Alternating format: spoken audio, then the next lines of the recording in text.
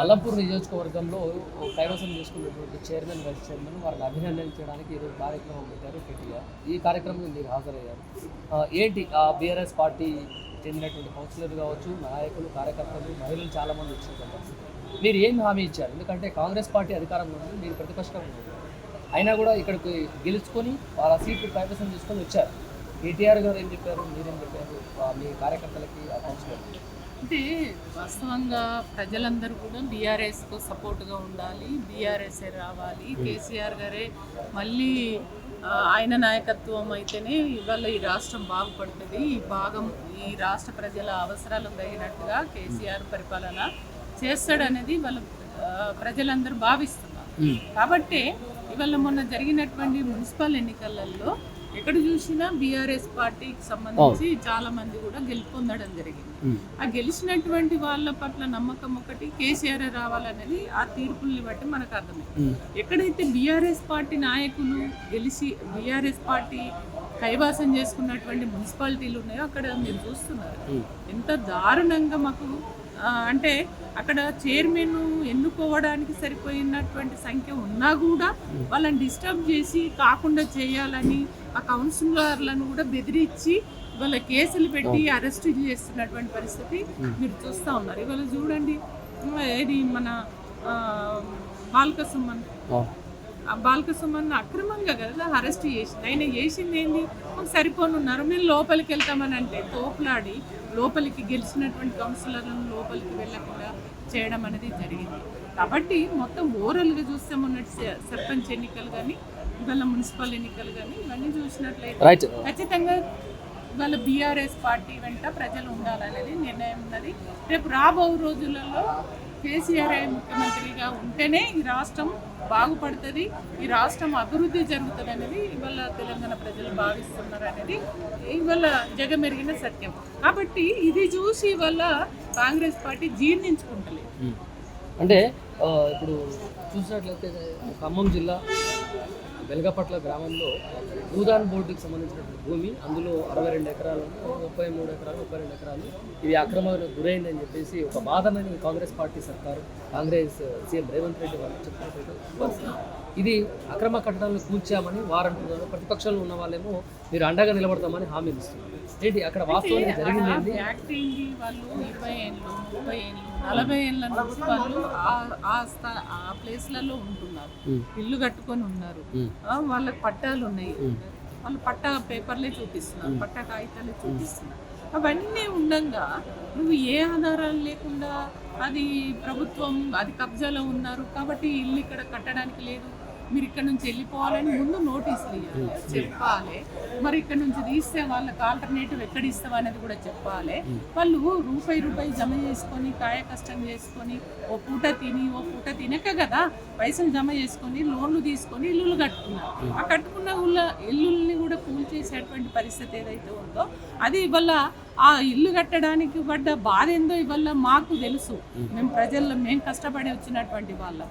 కాబట్టి BRS party మొదటి నుంచి కూడా ఒక ఉద్యమ పార్టీ, ప్రజల పక్షాన ఉండి కొట్లాడినటువంటి పార్టీ. కాబట్టి వాళ్ళకి భరోసా ఇవ్వడానికి మేము మీకు అడ్డగా ఉంటామని చెప్పేసి భరోసా ఇవ్వడం కోసమే నిన్న కేటీఆర్ గారు పోవడం, మాట్లాడడం అనేది కూడా జరిగింది. కాబట్టి ఇప్పుడు ఈ రాష్ట్రాన్ని వెళ్తున్నటువంటి ముఖ్యమంత్రి ఎవరైతే ఉన్నారో ఆ ముఖ్యమంత్రి కానీ అక్కడ ఉన్నటువంటి ఆ పాలనలో కొనసాగుతున్నటువంటి మంత్రివర్గానికి రాష్ట్ర లెవెల్లో ప్రజలు పడే బాధలు, కష్టాలు ఏం తెలిసి ఇవాళ తెలంగాణ తెచ్చుకోవడానికి తెలంగాణ ప్రజల మనోభావాలు ఎట్లుంటాయి అనేది బీఆర్ఎస్ పార్టీకే తెలుసు.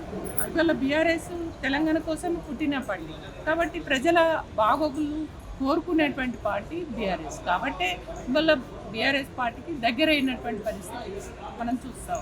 అంటే కొన్ని సందర్భాలలో కోర్టు స్టే ఆర్డర్ ఇచ్చింది, ఇంతకుముందు లో కోర్టు కావచ్చు, హైకోర్టు కావచ్చు, అన్ని పేపర్లు చూపిస్తున్నా కూడా అలాంటి చూపించినా కూడా ఈ కాంగ్రెస్ సర్కార్ ఎందుకు ఇలాంటి కూతురాలు చేస్తుంది అనేది ఇది చాలా క్లియర్గా మనకు అర్థమవుతుంది. ఎందుకంటే వాళ్ళు అన్ని భూములు కబ్జా చేసుకోవాలనే దాంట్లో ఎక్కడ ప్రభుత్వ భూములు ఉన్నాయి, ఎక్కడ మేము ప్రజల్ని పక్కకు జరిపి దాన్ని నేను కబ్జా చేయాలి, ఎట్లా నేను దాన్ని దగ్గర తీసుకోవాలి, మళ్ళీ రేపు ఆస్తులు సంపాదించుకోవాలి, మళ్ళీ అబద్ధపు హామీలు ఇవ్వాలి, మళ్ళీ రేపు నేను అధికారంలోకి రావాలి. వాళ్ళకి ఆ సంపాదన మీదనే భూములు లాక్కునే దాంట్లోనే ఉన్నాడే తప్ప తెలంగాణ రాష్ట్రాన్ని అభివృద్ధి చేయాలి, అష్టడుగు వర్గాలకు ప్రజా సంక్షేమ పథకాలను వాళ్ళని ఎట్లా వాళ్ళకి అందేటట్టు చేయాలనే ఆలోచన ఈ రాష్ట్ర ముఖ్యమంత్రికి లేదు. ఇది నేటి సమాజంలో మానవత్వం మంటగలుస్తుంది అని పేపర్లో కథనాలు చూస్తున్నాము, టీవీలలో వార్త వస్తున్నారు. ఇప్పటికీ 2026 సంవత్సరం వస్తున్నప్పటికీ కుల వివక్షత అనేది సమాజంలో ఉందా అని అడిగితే ఏం చెప్తారు? అది మనకు ఉదాహరణ మొన్ననే జరిగినటువంటి సంఘటన నాగర్కర్నూలు. చిన్న పాప ఆమె ఒక అభంశుభం ఎరగని చిన్న పిల్లను 2 నెలల పిల్లను పట్టుకొని అంత తోపులాటలు అంత దారుణంగా చంపినటువంటి సంఘటనను మనం అందరికీ కూడా కన్నీళ్ళు తెప్పిస్తున్నటువంటి సంఘటన. అంత దిగజారి అంత అహంకారపూరితమైనటువంటి పద్ధతిలో అక్కడ ప్రవర్తించారంటే దీన్ని బట్టి ఇంకా కుల వివక్షత అనేది ఎంత బలంగా ఉన్నది, అగ్రవర్ణాలు ఏ రకంగా బడుగు బలహీన వర్గాలపై దాడులకు పూనుకుంటారు అనేది ఆ సంఘటన ఒకటే మనకు నిదర్శనం. అలాంటి వాళ్ళపై చర్య ఎలా తీసుకుంటే బాగుంటుంది అంటే ఖచ్చితంగా ఇట్లాంటి సంఘటనలు జరిగినప్పుడు తక్షణమే ప్రభుత్వం కానీ అధికారులు కానీ స్పందించి అట్లాంటి సంఘటనలకు కారణమైనటువంటి వ్యక్తులను తక్షణమే కస్టడీలోకి తీసుకోవాలి, శిక్ష వేయాలి. ఇట్లాంటివి ఇంకా ముందు భవిష్యత్తులో జరగకుండా చర్యలు తీసుకోవాలి. కానీ ఆ పరిస్థితి ఇవాళ లేదు కదా. అంత దారుణమైన సంఘటన జరిగితే కూడా ఇప్పటి వరకు దాని మీద విచారణ లేదు, పట్టించుకోవడం లేదు. మళ్ళా ఎవరైతే అమ్మాయి చనిపోయిందో ఆ కుటుంబాన్నే వీళ్ళు ఆ కుటుంబం పైన కేసులు పెట్టి వాళ్ళని ఇబ్బంది పెట్టాలని చూస్తారు. కానీ ఆ అమ్మాయి చావడానికి గల కారణం ఏంది, ఆ కుటుంబానికి జరిగిన అన్యాయం ఏంది అనేది గుర్తించి వాళ్ళ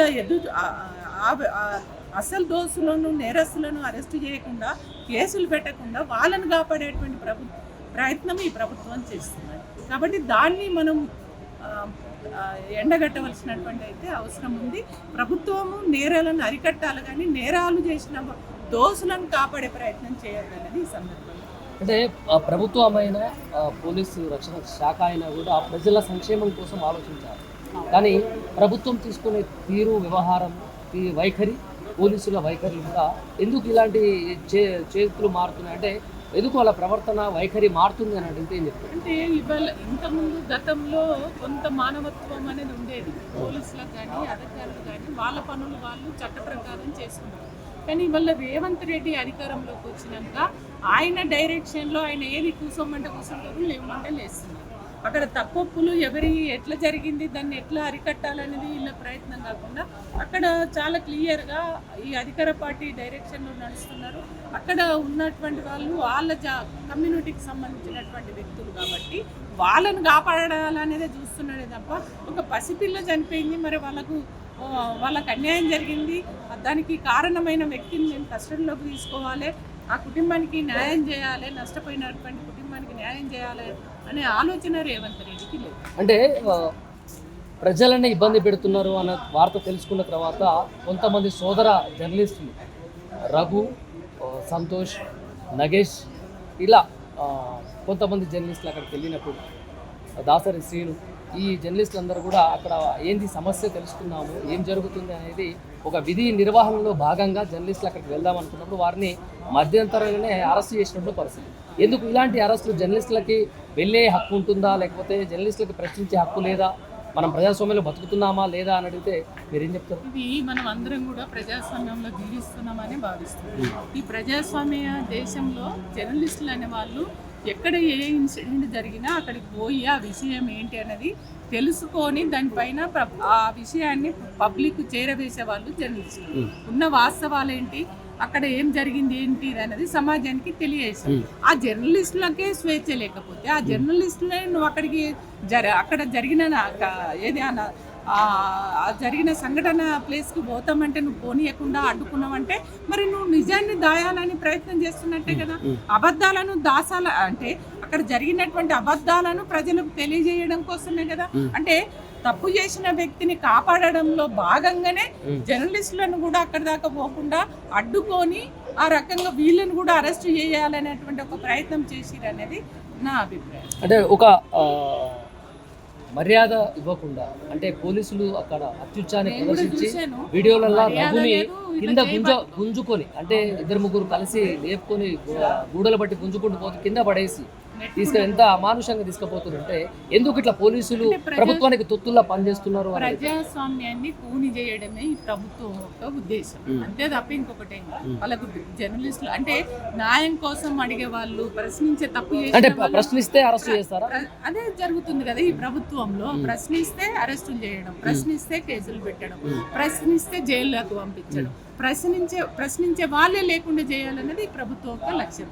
కాబట్టి ఇవాళ అక్కడ జరిగినటువంటి అన్యాయాన్ని ప్రశ్నించడానికి, అక్కడ ఉన్నటువంటి వాస్తవాలను ప్రజలకు తెలియజేయడానికి పోయినటువంటి జర్నలిస్టులను నువ్వు బలవంతాన వాళ్ళను ఈడ్చుకుంటూ పోయి ఒక తప్పు చేసినటువంటి వాళ్ళుగా, వాళ్ళు ఏదో అంటే నేరస్తులుగా భావించి వాళ్ళని తీసుకుపోయేటువంటి పద్ధతి ఏదైతే ఉందో దాన్ని వాళ్ళ ప్రజలందరూ కూడా దాన్ని వ్యతిరేకించవలసినటువంటి అవసరం ఉంది. ఈ ప్రభుత్వం చేస్తున్నటువంటి దమన నీతి ఏదైతే ఉందో దాన్ని కూడా మనం ప్రశ్నించాలి, నిలదీయాలి. అడగవలసినటువంటి బాధ్యత సమాజంలో ఉన్నటువంటి ప్రతి పౌరుడికి ఉంది అని భావిస్తాను. Thank you.